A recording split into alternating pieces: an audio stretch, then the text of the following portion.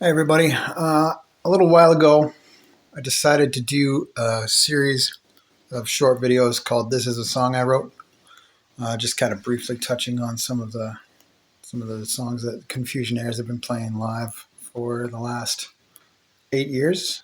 When you play in a noisy rock and roll band, the way we are kind of a noisy rock and roll band, a lot of the lyrics and sort of subject matter get quickly dismissed because apparently you can be a noisy rock and roll band, or you can be a quiet, thoughtful songwriter, but you can't be both.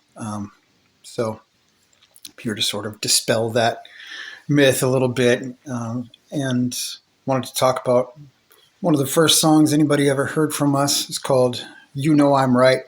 Um, it's the first song on our first album. It was the first song we played live, the first song in our set for a number of years, and it paints a picture of a woman getting ready to leave her male partner, who is constantly gaslighting and mansplaining everything to her, as is illustrated by the opening line. "I can tell your car is all loaded up by the way it sits on the grass.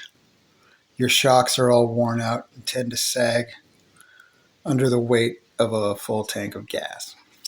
Second verse, our character decides running away isn't enough and she needs to kill this guy, who continues to tell her everything she's doing wrong, and including how she's holding her murder weapon, which she effectively uses and dumps his carcass in a shallow grave. But his voice continues to echo in her head as she is on the run and eventually gets caught by the police. So he takes a bit of a devil on the shoulder role in telling her how her escape attempts are feeble, and she finally gets caught up to in a cheap hotel.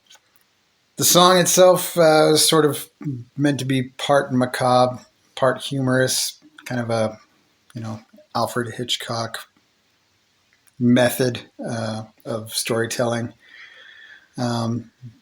Something that he might make a movie of, maybe, if he was around to make movies anymore.